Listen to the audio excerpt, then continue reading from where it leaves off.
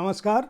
साहित्य तक पर मैं हूं जयप्रकाश पांडे। यह कार्यक्रम है बातें मुलाकातें और आज मेरे साथ अतिथि के रूप में मौजूद हैं प्रत्यक्षा जी। प्रत्यक्षा जी, आपका बहुत बहुत स्वागत है। बहुत शुक्रिया। आप लोग यह जानते होंगे, अगर इस कार्यक्रम को देखते होंगे तो आपको पता होगा कि बातें मुलाकातें किसी भी लेखक के जीवन कर्म, उसके सृजन कर्म पर आधारित कार्यक्रम है, जहां हम सामान्य तौर पर बहुत वरिष्ठ लेखकों से चर्चा करते हैं। इस कार्यक्रम में शब्दरथी जो कार्यक्रम मैं करता हूँ वो किसी खास पुस्तक पर आधारित होता है। प्रत्यक्षा जी की इन दिनों एक किताब आई है, पारा पारा। यह उपन्यास है आपका, और इस उपन्यास पर लिखा है, अपनों के अरण्य में अपनी तलाश में विकल एक स्त्री की अंतरंग कथा। इस पुस्तक को पढ़ने के बाद मुझे यह लगा कि मैं जो वरिष्ठ लेखकों, कथाकारों, रचनाकारों से बातचीत का, उनके जीवन कर्म पर जो बातचीत का कार्यक्रम करता हूँ, उसको थोड़ा सा उसमें व्यतिक्रम दिया जाए और प्रत्यक्षा जी जैसी अपेक्षाकृत युवा लेखिका को अवसर दिया जाए। युवा सब पे आप चौंकेंगे, आप सोचेंगे कि प्रत्यक्षा जी भी हो सकता है चौंक गई हूँ, लेकिन मेरे लिए, चूँकि मैं अभी जिस पीढ़ी के रचनाकारों से बातचीत किया हूँ बातें मुलाकातें में, वो लोग अमूमन 70 साल के ऊपर के लोग या उसके आसपास के लोग हैं। उसमें केवल एक या दो व्यतिक्रम रहा है, जिसमें जो साहित्य अकादमी पुरस्कार विजेता दो रचनाकार अनामिका जी और अलका सरावगी जी, उनसे बातचीत की गई थी। अन्यथा 80 और उसके आसपास के लोगों से मैंने बात की है। प्रत्यक्षा जी से बातें मुलाकातें में, वो भी पारा पारा की मार्फत इसलिए हो रही है क्योंकि मेरी नज़र में यह अपनी तरह का एक अद्भुत उपन्यास है, जिसकी छाप आने वाले समय में कई दशकों तक बनी रहेगी। यह आज की कृति है, लेकिन इसकी भाषा कई पीढ़ियों में बिखरी पड़ी है। हाल के दिनों में रेत समाधि उपन्यास की बहुत चर्चा रही, क्योंकि उस उपन्यास के अंग्रेजी अनुवाद को इंटरनेशनल बुकर पुरस्कार से सम्मानित किया गया। मेरा मानना है कि रेत समाधि से किसी भी तरह से कमतर यह रचना नहीं है। हालांकि इसका वितान दूसरा है, इसमें सरहद नहीं है, लेकिन जो सीमाएं हैं वह शरीर की सीमाओं के पार है। शायद मैं इस पुस्तक की समीक्षा करने लगा हूँ, इससे बेहतर है मैं प्रत्यक्षा जी से बातचीत करूँगा। सबसे पहले मैं ये जानना चाहूँगा, इसी उपन्यास से हम शुरू करेंगे आपके जीवन कर्म को। इतना विशद विषय और इतनी समृद्ध भाषा कहाँ से पाई आपने? मेरा मानना है कि हम जो लिखते हैं, जब नहीं भी लिखते हैं तब लिखते रहते हैं। तो वैसे तो आपने मुझे युवा घोषित कर दिया है, उसका शुक्रिया। लेकिन जो भी मेरी उम्र है, सो बचपन से लेके इस उम्र तक जो भाषा मैंने सुनी अपने आसपास, जो दुनिया देखी अपने आसपास, अपने घर की, परिवार की, परिवेश की, वो सब दुनिया कहीं अंदर चलती रही, भाषा चलती रही। बीच में मेरी भाषा भी मुझसे छूट गई थी। दफ्तर में हम कुछ दूसरे तरीके की भाषा बात करते हैं, बहुत सारे शब्द हैं जो बिसरा गए थे। और जब मैंने लिखना शुरू किया, लिखने की उम्र मेरी सचमुच युवा है। लिखना मैंने बहुत बाद में शुरू किया, ब्लॉग, जब हिंदी ब्लॉगिंग शुरू हुई तब किया था। तब लगा कि यही एक तरीका है जिसमें मैं अपने उस बचपन को फिर से सहेज लूँगी, संवार लूँगी, उसको छूटने नहीं दूँगी। और तब वो सारे शब्द मेरे जो थे अंदर कहीं दबे हुए, अब मुझे लगता है कि मैं कैसे भूल गई थी उनको। तो वो धीरे धीरे करके सब एक एक करके आने लगे, और ये सब मेरी भाषा में जुड़ते गए। तो जो भाषा जो इवॉल्व करती रही बचपन की भाषा से, और बाद में दिल्ली और गुड़गांव आके मेरी भाषा तो बहुत बदल गई। वो दिल्ली के बहुत सारे शब्द मैंने उठा लिए, लेकिन वो पुरानी चीज़ें भी बचती रही हैं मेरे भीतर। देखिए, आपकी ये 12वीं पुस्तक, इससे पहले भी आपकी पुस्तकें आ चुकी हैं, आप लगातार ब्लॉग भी लिखती रही हैं। मैं उन शब्दों की बात नहीं कर रहा हूँ जो देशज शब्द हैं, मैं उन शब्दों की बात कर रहा हूँ जो शब्द किसी भी रूप में देशज नहीं हैं, परिष्कृत हैं, लेकिन इतने सहज प्रवाह में इस पुस्तक में आते हैं और इसका जो विन्यास है, जो कथानक है, वह अपने आप में इतना अनूठा है। जो लोग उपन्यास पढ़ेंगे उनको समझ में आएगा। इसमें इसको पढ़ते हुए मुझे कई बार कई जगह निर्मल वर्मा जी का कथानक, जिस तरह से वो अपने आसपास के परिवेश को रचते हैं, वो याद आता है। कई बार जब प्रेम की बात होती है तो मुझे कई बार अज्ञे की कुछ रचनाएं याद आती हैं। कहने का मतलब ये है कि हिंदी साहित्य जगत को जिन महान लेखकों ने अपने लेखन से, खासकर आधुनिक दौर के, मैं सूर, कबीर, तुलसी, वाल्मीकि जी की बात नहीं कर रहा हूँ, लेकिन जो आधुनिक साहित्य है, प्रेमचंद जी के बाद का साहित्य है, जिसको हम कह सकते हैं कि 60, 70, 80 के दशक में जो साहित्य जिसने हमारे हिंदी साहित्य जगत को समृद्ध किया, उसमें भी जो लोग ऊंची पायदान पर हैं, उनकी कृतियों की तरह की ये कृति है। और मैं लगातार किताब पढ़ता रहता हूँ, और इसलिए भी मुझे पता है कि इस पुस्तक का, इस उपन्यास का अपना वितान क्या है, अपना संसार क्या है, और ये कहाँ तक जाएगा। मैं ये जानता हूँ कि ये हमारे समय की एक बहुत ही महत्वपूर्ण कृति है, जिसमें प्रेम, हमारा समय, हमारा समाज और स्त्री का अपना आप इसके अंदर निहित है, शामिल है। मैं पूरी बात मैं अपने दर्शकों को ये कह दूं कि मैं कुछ भी कहूँगा वह इस पुस्तक के बारे में पूरा नहीं हो सकता, क्योंकि जब आप इसको पढ़ेंगे तो खुद ही मेरी बात समझ जाएंगे कि मैंने क्यों यह बात कही है। बिना पुस्तक पढ़े, बिना उपन्यास पढ़े हमारी बात उस गहराई से तक नहीं जा सकती किसी भी रूप में, जिस रूप में ये उपन्यास लिखा गया है। तो सबसे पहले तो मैं आपको इस बात के लिए बधाई भी दूंगा। और मैं ये जानना भी चाहूँगा कि एक तरफ आपने शायद इस पुस्तक की भूमिका में या इसके किसी किरदार के माध्यम से ये बात कही भी है, शायद आपने भूमिका में ही लिखा है कि ये उपन्यास आपके साथ कई दशकों से, लंबे समय से चल रहा था, और कभी ये किसी कागज़ के पन्ने पर या कभी कंप्यूटर के किसी फोल्डर में बंद होता रहा, खुलता रहा, और फिर अंततः जब इसका समय आया, आप लगातार लिख रही थी, आप नौकरी भी कर रही थी, फिर भी इतनी सारे लेयर्स को, परतों को आपने कैसे बचा के रखा, और स्त्री मन के उस भाव को, उस प्रेम को, और न केवल उसकी नायिका के अपने जीवन को, बल्कि उसके अतीत को भी आपने इस उपन्यास में रखा है। तो उसके बारे में थोड़ा विस्तार से बताइए, क्योंकि ये जानना बहुत ज़रूरी है। ये मज़ेदार बात मैं आपसे शेयर कर रही हूँ कि जब ब्लॉगिंग शुरू किया था, और शायद एक आध कहानी मेरी छपी होगी, इस किताब का बीज उस वक्त पड़ा, और मैंने अपने लैपटॉप में शायद एक फ़ोल्डर बनाया था, और उसमें कुछ हिंदी में, कुछ अंग्रेज़ी में। फिर मैंने सोचा ऐसे तो मतलब उस वक्त तो कहानी लिखना मुश्किल था कि कहानी शुरू कैसे करें और ख़त्म कैसे करें, उसको एक फॉर्मेट कैसे दें कि वो एक समूचेपन में वो पाठक के सामने आए। तो उपन्यास तो मेरे लिए बहुत बहुत दूर की बात थी। फिर भी मैंने क्या किया कि दो फोल्डर बनाए, एक अतीत और एक प्रेजेंट, ऐसा वर्तमान करके, और उसमें कभी कुछ जब मन किया तो कुछ लिखा, लेकिन फिर वो चीज़ बंद हो गई। फिर मैं दूसरी चीज़ें, मैंने कहानियों की किताब आई, फिर कुछ और लिखने लगी, कुछ कविताएं लिखने लगी। बीच में एक समय मैं बहुत अनुवाद कर रही थी विदेशी कविताओं की, जो मुझे पसंद हैं। फिर एक साल ऐसा आया कि मैं पेंटिंग करने लगी, तो मैं पूरे साल पेंटिंग करती रही, और ये किताब मेरे पीछे पीछे कहीं मेरे भीतर वो अपना एक प्रेजेंस था उसका, वो कभी कभी दस्तक देती थी कि उठाओ मुझे। और इस दौरान इतनी किताबें आ गई, फिर मैंने एक नॉवेल लिख लिया, बारिशगर, वो भी हो गया, और ये किताब थी वहीं कहीं रखी हुई।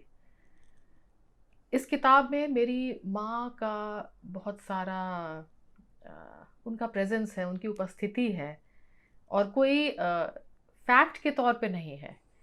तो वो उनका जो गांव था, जिसको मैं बहुत बचपन से, बहुत शिद्दत से जाना चाहती थी, और मैं आज तक नहीं जा पाई, और वो गांव उनकी कहानियों में बहुत बार आता था। तो वो बार बार कहती थी कि ऐसा था, वैसा था, जो किताबों का जो कमरा है वो हमेशा एक किताबों के कमरे की बात करती थी, जिसको मैंने कभी नहीं देखा। तो ये जो लल्ला कोट है वो मेरे मन में मेरी माँ के गांव का एक विस्तार है। माँ मेरी नहीं है अब, और शायद इस किताब को पढ़ती तो पता नहीं खुश होती या नाराज हो जाती या दुखी होती, पर वो लल्ला कोट एक तरह से मेरी माँ का रिप्रेजेंटेशन है। तो आप समझ सकते हैं कि वो चीज़ कितनी प्रिय मेरे भीतर कितने दिनों से चलती रही, कि जैसे मैं ये पूरी किताब उनके लिए लिख रही थी। आज के समय में भी जब हम बात कर रहे हैं 2023 में, और पूरी दुनिया का विस्तार जो है, एक तरह से हम कह सकते हैं कि पूरी दुनिया एक हो चुकी है, इंटरनेट में समाहित हो गई है हमारी अंगुलियों पे, और जो आधुनिकता है वो अपने अगले दौर में है। इसके बावजूद आपने इस पुस्तक में स्त्री के संबंधों को लेकर, खासकर जो इसकी नायिका है उसका जो संबंध है अपने अंतर्मन में जो घटित होता है और उसके देह के साथ जो घटित होता है, और उसके जीवन में जो दो पुरुष हैं, आपने कहीं भी उसको मैं ये कहूँगा कि इस किरदार को रचते हुए इतना संतुलन कैसे बनाया कि कहीं भी वो अपने जीवन को जिस उदात्तता से जीना चाहती है उस तरह से जीती भी है, लेकिन अपना स्व बचाए हुए। वह अपने प्रेमी कह सकते हैं या दोस्त कह सकते हैं, जो अचानक से मिलता है और उसकी भावनाओं को इस तरह से पूर्ण करता है, परिपूरित करता है कि वो उसके साथ होना चाहती है, बावजूद उसके वो अपने पति को। और अंततः आपने यह मैं बता दूं अपने दर्शकों को कि इस उपन्यास में कुछ चैप्टर हैं, और वो चैप्टर अपने आप में बंधे हुए भी हैं और अलग भी हैं। आप उनको अगर बीच से भी पढ़ोगे तो आपको कोई दिक्कत नहीं होगी, लेकिन जब शुरू में मतलब आप पढ़ने के लिए बाध्य हो जाओगे। कोई भी चैप्टर अगर आप बीच से सोचो कि मैं पढ़ लूँ तो आपको पहले भी जाना पड़ेगा और बाद में भी जाना पड़ेगा। इसे हमें इस जहां ने मारा, कोई मेरे दिल से पूछे कैसे छुपाएं राजी गम, कह रहा था गमे जहां का हिसाब, जो दवा के नाम पे जहर दे। ये कुल 5 खंडों में, अध्यायों में है बात, और पांचों अध्याय एक दूसरे से जुड़े हैं, लेकिन फिर भी अलग भी आपको लग सकते हैं। साथ में प्रमुख पात्रों का जिक्र है। तो ये जो हीरा का किरदार है, ये है कौन? ये उपन्यास के नायिका की मैं बात कर रहा हूँ। अब ये इसका जो जवाब है वो बहुत ही कठिन है। हीरा शायद हम सब जितनी औरतें हैं इस दुनिया में, वो सब थोड़ा थोड़ा हीरा हैं। सब अपने आप में एक पूरा समूचा जीवन चाहती हैं। सब चाहती हैं कि प्रेम कुछ निष्पाप तरीके से पहुँचे उन तक। संभव नहीं है, दुनिया इतनी निष्पाप और मासूम नहीं है, और चीज़ें बहुत कठिन और क्रूर और हिंसात्मक होती जा रही है ज़्यादा से ज़्यादा अब। और उस बीच में कम से कम एक सपने की तलाश करती हुई जो स्त्री है, और उससे भी बड़ी बात कि वो नैतिकता के परे किसी भी मॉरल कंपस को अलग हटा के वो अपने दिल की, अपने चाहनाओं की पड़ताल करती है, और इस पड़ताल में कहीं से भी वो कोई अच्छी स्त्री या बुरी स्त्री नहीं होती। वो सिर्फ स्त्री है, एक इंसान है जो मैं ऐसा भी नहीं कह रही कि आप कोई तोड़फोड़ अपने परिवेश में मचा दें, लेकिन जब आप कई चीज़ों को खुद से भी कन्फ्रंट करते हैं, शायद औरतों के लिए इसलिए भी ज़रूरी है कि वो अपने चाहनाओं को खुद के लिए भी आर्टिकुलेट नहीं कर पाती। जितनी कंडीशनिंग हमारी है उसमें इतना सोच लेना और कर पाना, इसमें सिर्फ प्रेम की बात मैं नहीं कह रही हूँ। जो भी जीवन जैसे हम जीते हैं, जिसमें हम अपने आप को एक डिग्निटी दे पाते हैं, हीरा वही है, और हम सब हीरा ही हैं। लेकिन आपके जो नायिका आपकी जो है, उसके जीवन में जो 2 पुरुष हैं, अगर मैं उन पुरुषों की बात करूं, एक तारिक और एक निर्मल, नाम मैं भूला नहीं हूँगा क्योंकि किताब कल ही मैंने पूरी की है रात में। तो ये दोनों किरदार भी अपनी जगह अलग से हैं। जो आपने रचा है तारिक, कोई व्यक्ति एक साथ इतना जुड़ा हुआ भी, इतना तटस्थ भी, इतना निष्क्रिय भी। निर्मल जो है उसका जो अपना प्रेम है वो एक आदर्श भी है, एक निष्क्रिय भी है, उसका प्रेम का अपना एक अलग अंदाज भी है। स्त्री की बात तो आपने कह दी, पुरुष के मन को इस तरह से आपने कैसे पाया कि ये ऐसे पुरुष होते हैं क्या? मुझे तो लगता है कि आज के समय में बहुत ईर्ष्यालु प्रवृत्ति होती है या अधिकार जमाने की प्रवृत्ति होती है। नहीं, पर निर्मल तो बहुत चोट भी खा जाता है जब हीरा के दूसरे प्रेम के बारे में पता चलता है। वो इतना घायल मन हो जाता है कि उसको छोड़कर चला भी जाता है। और फिर वो लेकिन जो मेल आपने आखिर में जो मेल का संदर्भ रखा है, तो वो जाना तो शारीरिक तौर पे जाना है। नहीं, शारीरिक तौर पे गया, मानसिक तौर पे भी गया।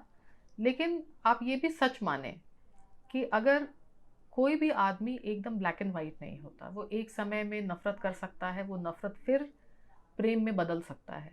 उसके साथ क्या हुआ, बहुत लंबे अरसे बाहर चला गया और शायद उसके मन में धीरे धीरे वापस लौटा, वापस, या उसको मिस कर रहा था। उसको लगा कि जो जीवन था उसके साथ वो कहीं बहुत ज़्यादा बहुमूल्य है। और मुझे लगता है आप जो कह रहे हैं, आज के समय में तो रिश्ते बहुत थोड़ा सा अपना शेप बदल रहे हैं, थोड़ा ब्लर हो रहा है चीज़ों को देखना। उतनी ज़्यादा ईर्ष्या अब लगता है बाकी नहीं है। नहीं, लेकिन भावनाओं के स्तर पर वो गहराई नहीं है। मेरा ये कहना था कि आपने जो दोनों किरदार रचे हैं उनमें भावनाओं के स्तर पर बहुत ही ज़्यादा एक गहराई है। कोई चरित्र आप पढ़ते समय ऐसा नहीं लगेगा आपको कि कोई खलनायक है। इस किताब की, इस उपन्यास की एक सबसे बड़ी खासियत यह है कि जब आप अगर लल्लापुर का भी आप जिक्र करते हो तो आप बाकायदा उस गांव का नाम कैसे बदला, उस गांव में किस तरह से लोग आए, फिर वो किस तरह से कायस्थ बहुल गांव हो गया, फिर कैसे वहाँ पे कब्र मिलती है, इसकी भी बात आप करती हैं। तो मेरा कहना ये है कि इस उपन्यास की एक सबसे बड़ी विशेषता यह है कि बिना किसी को, अपने समय को भी आप दोष नहीं देती हैं। मतलब ये उपन्यास किसी के बारे में कोई चीज़ खारिज नहीं करता है, बल्कि सिर्फ रखता है सामने, और रखता भी है इतनी भावनाओं के साथ रखता है कि आप इसके प्रवाह में बदते हुए चले जाते हैं। हम अगर किसी आदर्श गांव की कल्पना करें या आदर्श रिश्ते की कल्पना करें, या जैसा कि आपने कहा कि हर नारी का मन हीरा हर स्त्री में है, तो ये तो एक बहुत ही प्लेटो के आदर्श राज्य वाली स्थिति है, आइडियल स्टेट की स्थिति है, कि इस उपन्यास के माध्यम से आप उस तरह का वातावरण रच रहे थे। नहीं, मैं यहाँ पे एक चीज़ कर रही थी जब मैं लिख रही थी। मैं जब भी लिखती हूँ तो मैं शायद बहुत ही उस किरदार में प्रवेश करती हूँ, उनके मन में घुस जाती हूँ और बहुत विजुलाइज करके लिखती हूँ। तो हीरा के अंदर जाना तो बहुत मुश्किल बात नहीं थी, लेकिन तारिक और अनवर के निर्मल के भीतर जाना थोड़ा सा नेचुरली, बिकॉज वो एक अलग जेंडर में प्रवेश करना हुआ। लेकिन मैं बार बार सोचती थी कि अगर मैं उस जगह पे हूँ तो मैं कैसे इसको देखूंगी। और मैं एक बात और बताऊं कि मेरी बहुत सी कहानियों में जो प्रोटैगनिस्ट है वो मेल है, तो मैंने ये चीज़ कई बार किया है कि पुरुष की दृष्टि से कोई चीज़ लिखने की कोशिश करूं। तो चाहती क्या थी कि जजमेंटल ना हुए बिना, मैं खुद एज अ राइटर जब मैं अपने किरदार को लिख रही हूँ तो मुझे लगता है कि जो लेखक है वो अपने प्रेजुडिसेस, अपने बायस, अपना सोच बहुत सारा अपने किरदारों में डाल देता है। मैं कोशिश कर रही थी कि मैं अलग हो जाऊं और मैं इसको बिना जजमेंट के एकदम प्योरली, अगर रिलेशनशिप के त्रिकोण की बात करें तो वो किस तरह से हो सकता है, तो इसको कितनी ईमानदारी से मैं लिख सकूं, इसकी कोशिश की मैंने। आप अपने प्रयास में बहुत ही 100% सफल रही हैं। अगर 100 से ऊपर भी कोई परसेंट होता तो मैं ज़रूर देता आपको। निश्चित रूप से ये हमारे समय की एक महत्वपूर्ण कृति है। हम लोग पारा पारा पर लगभग बात कर चुके हैं। मैं चाहूँगा कि आप लोग ये उपन्यास खरीदें और पढ़ें। मैं अब इसके अगले चरण पर, सामान्य तौर पर इस कार्यक्रम में मैं लेखक के बचपन से शुरुआत करता हूँ, क्योंकि ये कृति इतनी अपने आप में पसंद आई, मुझे खास लगी। और मेरा ये मानना है कि जो लोग भी हिंदी साहित्य में कुछ अच्छी कृति पढ़ना चाहते हैं, हाल के दिनों में ऐसे उपन्यास कम आए हैं जो मानवीय रिश्तों को, स्त्री पुरुष संबंधों को, हमारे अतीत को, हमारी सामाजिक समरसता को, हमारे उस समृद्ध संस्कृति को जो एक दूसरे से इतनी गुथी हुई है कि वहाँ कहीं ईर्ष्या का या क्षोभ का कोई भाव नहीं है। चीज़ें होती हैं, अत्याचार भी होता है, खराबी भी होती है, लेकिन उसको लोग उसी रूप में ग्रहण कर लेते हैं और आगे बढ़ जाते हैं।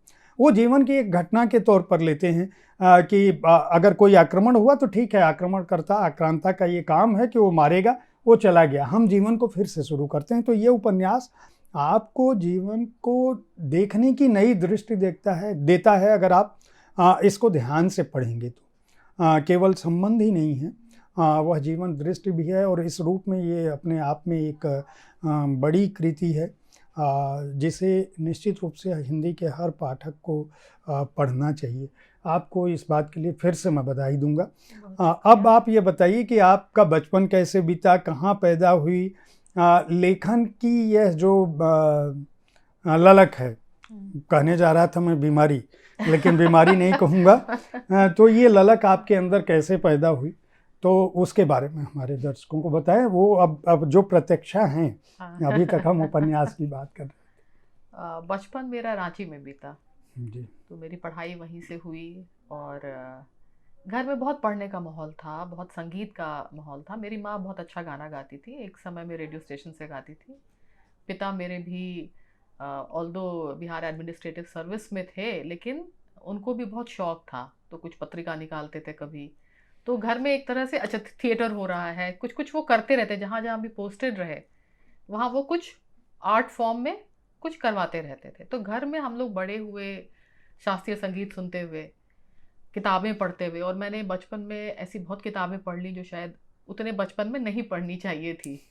जैसे सन्स एंड लवर्स मैंने पढ़ ली थी बहुत बचपन में। इस तरह से ऐसी बड़ी किताबें, क्योंकि किताबें रहती थी, मैं उठाती थी, पढ़ती थी, और ये मुझे बहुत, अब मैं सोचती हूँ कि कितनी बड़ी बात थी कि किसी ने मुझे ये नहीं कहा कि ये तुम्हारे उम्र में पढ़ने की चीज़ नहीं है, तुम मत पढ़ो। अगर वो ऐसा कहते तो शायद मेरे अंदर कोई ऐसा भाव उपजता कि गलत कोई काम कर रही हूँ। तो मैं जितनी मेरी समझ होती थी उतने में पढ़ते जाती थी। बाद में जाके मैंने जब बड़ी हुई और मैंने कई किताबों को दोबारा पढ़ा, तो शायद वो उसका एक रिसेप्शन मेरे भीतर अलग तरीके से हुआ। तो वो था, बहुत पढ़ती थी। माँ मेरी लिखती भी थी, 3-4 कहानियाँ उनकी तब उन दिनों माया और मनोरमा इन पत्रिकाओं में छपी। उसके बाद ऑफ कोर्स उनका लिखना छूट गया, लेकिन मुझे लगता था कि माँ की कहानियों को पढ़ के कि एक दिन मैं लिखूंगी, ये मन में हमेशा ये बात आती थी। और मैं माँ को कहती भी थी कि एक दिन मैं लिखूंगी, तो वो कहती थी एक दिन क्या होता है, अभी लिखो। लेकिन समहाउ जैसे होता है ना, आप बड़े हुए, आपने तुरंत नौकरी पकड़ ली, फिर आप नौकरी के जंजाल में हो गए, शादी हो गई, बच्चे हो गए, तो मैं इस लिखने को टालती थी कि कोई ऐसा समय आएगा जब फुर्सत मिलेगी और लिखूंगी। वो कुछ देर बाद जब समझ में आया कि वो दिन कभी नहीं आता, वो दिन आज ही है, तब जाके मैं बड़े रिग्रेट के साथ कि मैंने बहुत सारा समय गंवा दिया, जाया नहीं किया। आपकी जो तैयारी थी वो मतलब इस किताब में दिखती है, और पहले भी जो आपकी पुस्तकें आई हैं उनमें दिखती है। तो असली लेखन कब शुरू किया और कैसे शुरू हुआ? आपने बचपन में सोचा तो जरूर, ठीक है, माँ को कहा आपने कि मैं लिखूंगी, और फिर नौकरी में आ गई, शादी, बच्चे हो गए। तो विधिवत शुरुआत जिसको कहते हैं, क्योंकि जो किताबें इस पुस्तक में जो आपका परिचय दिया है उसमें 12 किताबों का जिक्र भी है कि जंगल का जादू, तिल तिल, पहर दोपहर, ठुमरी, एक दिन मार्केस, तुम मिलो दोबारा, तैमूर तुम्हारा घोड़ा किधर है, बारिश घर, ग्लोब के बाहर लड़की, नैनो बीच नबी। ये जो इतने नाम हैं, मैं जाल और पारा पारा की बात बाद में करूँगा, रेन सॉन्ग और meet me tomorrow, her piece of sky, 1984 in memory and imagination, other windows, the Sangam house reader, in your shoes, she stoops to kill, इन किताबों की बात बाद में करूँगा। लेकिन जो नाम आपकी पुस्तकों के हैं जितने भी, वो बड़े अलग से नाम। एक तो ये है कि, और इनमें पहली किताब कौन सी थी और उसकी विषय वस्तु क्या थी, और आपने ये बतौर लेखक कोई इतना देर में शुरू करे और इतनी सारी किताबों के साथ आ जाए और फिर ऐसी किताब के साथ आ जाए कि जिसको यह माना जाए कि ये अपने आप में एक ऐसी कृति है जिसको हर आदमी को पढ़ा जाना चाहिए। अगर मेरे जैसा आदमी कोई ये कह रहा हो तो ये तो कोई देर नहीं है, ये तो बहुत दुरुस्त आई हुई है। नहीं, मैं भी चकित हूँ कि मैंने इतनी किताबें कैसे लिख ली, क्योंकि मेरी नौकरी है वो बहुत टाइम कंज्यूमिंग है, बहुत दिमाग का काम होता है, फाइनेंस का काम है। तो मतलब 8 बजे से लेके 8:30-9 बजे तक काम में फंसी रहती हूँ, कई बार छुट्टी के दिन भी करना पड़ता है। तो अब जब मैं लुक बैक करूँ तो मुझे खुद आश्चर्य हो रहा है कि मैंने इसको किया कैसे। जंगल का जादू, तिल तिल, वो मेरी पहली किताब थी। और लिखना शुरू किया मैंने, वही आपको बताया ना, ब्लॉग से। कभी जब नई नई ये सब दुनिया आई थी इंटरनेट वाली, तो किसी ने कहा कि कोई हिंदी ब्लॉगिंग का है, तो हमने तुरंत जाके अपना ब्लॉग पेज बना लिया। और वहाँ 50-60 लोग थे, नए नए सब, बड़े खुश कि हम हिंदी में लिख रहे हैं। एक दूसरे को खूब मदद करते थे हम कि कैसे फ़ॉन्ट क्या चेंज करना है, कोई पिक्चर कैसे इंसर्ट करना है। तो वो सब बहुत बहुत अच्छा दौर था। नई वाली हिंदी के बहुत सारे लेखक ब्लॉग से ही आए हैं अमूमन, सारे ही। लेकिन आपकी जो भाषा है और आपका जो कथ्य है वो नई वाली हिंदी के लेखकों से अलग है। हिंदी साहित्य में जो स्थापित नाम हैं उनके आसपास है। शायद इसलिए कि मैं बहुत पढ़ती थी, तो मेरा जो एक बेंचमार्क था ना, वो बहुत ऊंचा था। और मैं अपना अगर ब्लॉग अभी खोल के देखती हूँ तो मुझे शुरुआत के कुछ 6-8 महीने की जो ब्लॉग्स दिखते हैं, वो अब मुझे लगता है बहुत बचकानी भाषा थी, बहुत बचकाने कंटेंट लिख रही थी मैं। लेकिन उसी में मुझे लगता है कि धीरे धीरे मैं कैसे इवॉल्व कर रही थी एज अ राइटर। तो मेरी पूरी जो प्रैक्टिस कह सकते हैं वो सब ब्लॉग पे हुई। और ब्लॉग करते करते मुझे लगा कि नहीं, अब तो मतलब ये छोटी छोटी चीज़ें मैं ऐसे मज़े मज़े की लिख रही हूँ। कई बार ऐसा होता था कि एक दिन में 2-3 ब्लॉग भी लिख दिया, पोस्ट, वो छोटे छोटे एक पैराग्राफ जी पे, जी। बहुत ज़्यादा नहीं कर रही थी। और उन्हीं दिनों फिर एक कहानी लिखी थी और मैंने इसको भेजा था, आई थिंक वागर्थ में। जी। वागर्थ में रविंद्र कालिया जी संपादक थे, और आई थिंक 1 महीने के अंदर एक चिट्ठी आई कि आपकी कहानी स्वीकृत है। तो ऐसे मेरी पहली कहानी छप गई। साथ साथ मैंने हंस में भी भेज दिया था, तो हंस में भी अगले महीने स्वीकृत हो गई। 2 कहानियां तो मेरी, तो मुझे लगा कि मैं राइटर हूँ। अगर मैं हंस और वागर्थ में छप सकती हूँ तो मैं राइटर हो गई। उसके बाद मुझे ये बहुत अच्छा लगा, कालिया जी जब ज्ञानपीठ आए तो उन्होंने मुझे फ़ोन किया कि आपने लिखना छोड़ दिया क्या एक कहानी के बाद। तो उन्होंने कहा नहीं, आप और लिखिए और दीजिए। तो मैंने तीसरी कहानी लिखी, हनीमून, जो बहुत उस समय बहुत लोगों ने मेल किया था उस पर मुझे। तो मुझे अपने आप में भरोसा हुआ कि मैं शायद कुछ ठीक से लिख पा रही हूँ। तो जर्नी वैसे स्टार्ट हुई। और उसके बाद तो फिर मुझे ये लग गया कि जो मेरी ये दुनिया से जो एस्केप है, एक राइटर का सबसे बड़ा गिफ्ट ये है कि यहाँ से आप कहीं भी चले जा सकते हैं। और तब मुझे लगा कि मैं जितना फ़्लाइट ले सकती हूँ, ये कि मैं जो हो सकती हूँ पूरे मुकम्मल तौर पे, वो मैं लिख के हो सकती हूँ। जो मैं नहीं हो सकती हूँ वो भी मैं लिख के हो सकती हूँ। और जैसे ही ये बात मुझे इसका इल्म हुआ, तो मुझे लगा कि अब मैं जो कर रही हूँ, शुरू में मैं मानती हूँ कि मैं छप जाऊँ, पहली किताब आई बहुत खुशी हुई, कोई एक मेल आता था, एक मैसेज, तो मुझे बहुत खुशी होती थी। फिर धीरे धीरे मैं थोड़ा निसंग होने लगी और मुझे लगा कि नहीं, ये जो सबसे पहले जो मुझे खुशी मिल रही है, सबसे बड़ा पुरस्कार यही है। ये मेरा मैं कई बार बात करती हूँ कि लोग मेडिटेशन करते हैं, मैं कहती हूँ यही मेरे लिए एस्केप है, मेरा मेडिटेशन यही है, takes me away somewhere else.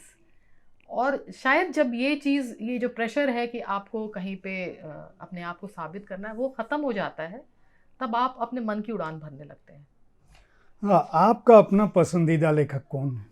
वो मेरे बहुत से हैं, बहुत से हैं। जैसे मुझे हिंदी और अंग्रेजी दोनों के मुझे बताइए। कुरुतुल एन हैदर, एनी आपा बहुत ज़्यादा पसंद है। कारण? मैं उनको पढ़ती हूँ तो मुझे लगता है कि मैं वहीं पे हूँ। आपा का जीवन वो अलग बात है। मैं वो कितना पसंद है? नहीं, मैं उनके जीवन के बारे में बहुत नहीं जानती, मैं उनसे कभी नहीं मिली, जिसका मुझे बहुत ज़्यादा अफसोस है। आप हर व्यक्ति से तो मिल नहीं सकते। नहीं मिल सकते, पर वो जब मैं दिल्ली आई, हम्म, गुड़गांव आई, उस समय वो थी। अच्छा। और ये मुझे एक रिग्रेट रहा कि थी, और मुझे लगता था कि मैं कैसे जाके क्या मिलूंगी। तो कुरुतुलैन हैदर मुझे बहुत पसंद है, मुझे राही मासूम रज़ा बहुत पसंद है, आधा गाँव, मैं किताबों के नाम बोल सकती हूँ। जी जी, बताइए। फणीश्वरनाथ रेणु, उनकी तो जुलूस मुझे बहुत पसंद है, पढ़ती परी मतलब मैं क्या बोलूँ, सभी किताबें उनकी बहुत पसंद है। विनोद कुमार शुक्ल बहुत पसंद है। गीतांजलि श्री, उनकी जो किताब रेत समाधि, लगता है जब वो किताब आई थी और बहुत ज़्यादा चर्चा में नहीं थी, मैंने उस वक्त उस किताब को पढ़ा था और उसका एक रिव्यू लिखा था, कि मैंने तब उनको कहा था कि ये किताब आपको, जैसे आप मुझे कह रहे थे मैंने उनको कहा था। वाकई ये किताब उसी तरह की है, और आपकी जो लेखन यात्रा है वह ऐसे ही चलती रहे, और भी अच्छी कृतियां हैं। ये 12 किताबें कितने सालों की हैं? 12 क्या, उसके अलावा अंग्रेजी की भी तो हैं बहुत सारी, तो अंग्रेजी, हाँ अच्छा। नहीं, कुछ किताबों में तो वो एंथोलॉजी है, जैसे हाँ, कोई और कविताएं भी आप लिखती हैं? कोई कविता याद है आपको अपनी लिखी हुई इस समय? कविता तो फोन पर ही होगी। सुना सके? हिंदी में है, अंग्रेजी में? हिंदी में है। एक मेरी बहुत प्रिय कविता है, हम्म, मैंने एक सीरीज लिखी थी, जी। मामूली चीज़ों की फेहरिस्त करके। मुझे लगा कि हम बहुत जो खास है उसको सेलिब्रेट करते हैं, पर जीवन में जो मामूली है शायद वही जो ब्रेड एंड बटर है, और हम लोग जब वो छीनने लगता है तब हमको समझ में आता है कि वो कितना अनमोल है। जी। तो ये करके, और मैं खुद 2 साल पहले की वो चीज़ लिखी हुई है। जब तक आप खोजती हैं तब तक मैं इसका एक पैराग्राफ केवल पढ़ूंगा। जी जी। और ये इस उपन्यास की शुरुआत का ही पैराग्राफ है। मुझ में प्रेम करने की बड़ी कुव्वत थी, मेरे भीतर दरिया बहता था, एक दिल था और 100 जान का मारा था। मेरी अना लेकिन जोरावर थी, मैं 2 संसार में अना और मोहब्बत के नाव पर सवार आवाजाही करती थी। दिन में और दुनिया, रात में और। रात के अंधेरे में, पेड़ की पत्तियों के सरसराने में और आधे चांद के जादू तले मैं भागती, हाँफती, खुद से बुदबुदाती, शायद कोई गीत गाती, आधी सांस के बीच विराम में। गली, सड़क, रास्ता सब सन्नाटा था। इस बीच रात कोई न था, सिर्फ मैं थी, लबादा ओढ़े, सर ढके, मोटे जूते पहने, ठंड से बचती, एक डर पीठ पर लादे, तेज तेज तेज। मैंने केवल एक पैराग्राफ पढ़ा है इसलिए कि आप लोग जान सकें कि मैं क्यों कह रहा था कि इस उपन्यास में क्या कुछ है। और जब आप इसको पढ़ेंगे तो निश्चित रूप से मैं जैसे पढ़ा हूँ उससे ज़्यादा मज़ा आएगा आपको। चलिए, मुझे कविता भी मिल गई। ये 5 कविताओं की एक सीरीज थी, मामूली चीज़ों की फेहरिस्त। ये दूसरी कविता है इसमें। सफ़ेद बालों वाली औरतें सफ़ेद बालों वाली औरतें एक चोटी या ढलकते अनमने से जूड़े में छापे वाली मुचड़ी साड़ी में मुझे बड़ी अच्छी लगती हैं।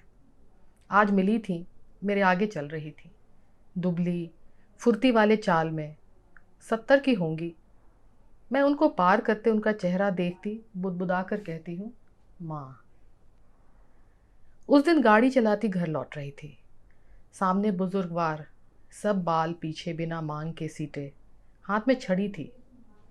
ज़रा एक पैर खींच बहुत धीमे एहतियात से सड़क पार करते थे। मैंने हॉर्न नहीं बजाया, गाड़ी बगल से निकालने की जुगत नहीं की, बस रोक कर देखती रही उनको। वो ठिठक कर मुस्कुराए थे, मेरी आंखें भर गई थी। पिता को 50 साल में स्ट्रोक हो गया था, छड़ी के सहारे चलते रहे। ओ मेरे प्यारे, बहुत प्यार वाले पिता। दुनिया के तमाम बूढ़े लोगों को मैं प्यार करती हूँ। अब भी लिखते मेरी आंखें भीग गई हैं, मेरे कंठ में रुलाई अटकी है, मेरा दिल ज़रा फैल गया है, उसमें मोहब्बत करने की कुछ और जगह बन गई है। हर बार जब किसी पर प्यार आता है, मेरा दिल कुछ और बड़ा हो जाता है, उसमें कुछ और प्यार करने की कुव्वत आ जाती है।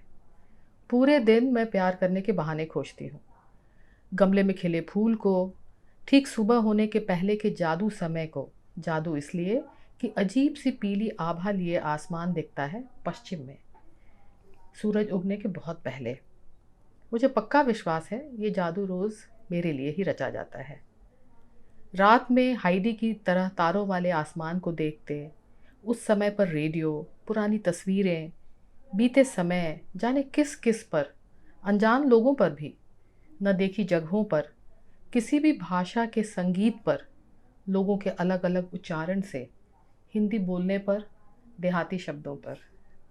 और फिर लौटकर जांचती हूँ, दिल के किसी कोने में नफ़रत और हिंसा तो नहीं छिपी रही अब भी। ज़रा देखूँ और कितना कितना है मेरे आसपास दुनिया में मोहब्बत करने के लिए। मोहब्बत में दिल कितना बड़ा हो गया है और मैं कितनी हल्की। ऐसे हल्के होना भी बहुत अच्छा लगता है। वाह, बहुत अच्छी कविता है। ये बताइए, इतना संतुलन कैसे साध पाते हो भाई? घर, परिवार, नौकरी, उसके बाद किताबें, अब कविताएं, उपन्यास, अनुवाद, ब्लॉग भी कभी कभी लिख ही लेते होगे आप। अब ब्लॉग छोड़ दिया है। ब्लॉग का बहुत बहुत आभार भाई, जिसने भी ब्लॉग बनाया उसको शुक्रिया होना चाहिए कि हिंदी को कम से कम एक ऐसा रचनाकार उन्होंने दिया कि वो मंच बनाया और उससे बहुत सारे लोग आए। मैं ये देखता हूँ नए लेखकों में बहुत सारे अच्छे लोग आए जिनको अपने को अभिव्यक्त कर पाने का अवसर मिला और उनको प्रशंसक मिले, तो उससे उनका उत्साह भी बढ़ा। बिल्कुल। तो आप ये कैसे, ये इतने आकाश जो आपने अपने बना रखे हैं और धरती, कभी पूरब कभी पश्चिम, इसमें मैंने कहीं लिखा है कि मुझे जैसे एक जीवन में 100 जीवन जीने का आदेश था, तो मैं वही कर रही हूँ, 100 जीवन जी रही हूँ। यही एक जीवन है, जितनी चीज़ें कर पाऊँ। बहुत सारी शुभकामनाएं, आप ऐसे ही रचती रहें और कभी कोई नई किताब आए तो हम फिर बैठेंगे, आपसे बातचीत करेंगे। बहुत बहुत आभार हमारे लिए समय निकालने के लिए, और एक बार फिर शुभकामनाएं। दर्शकों से अनुरोध, पारा पारा खरीदें, आप निराश नहीं होंगे, मुझे गाली नहीं देंगे। धन्यवाद।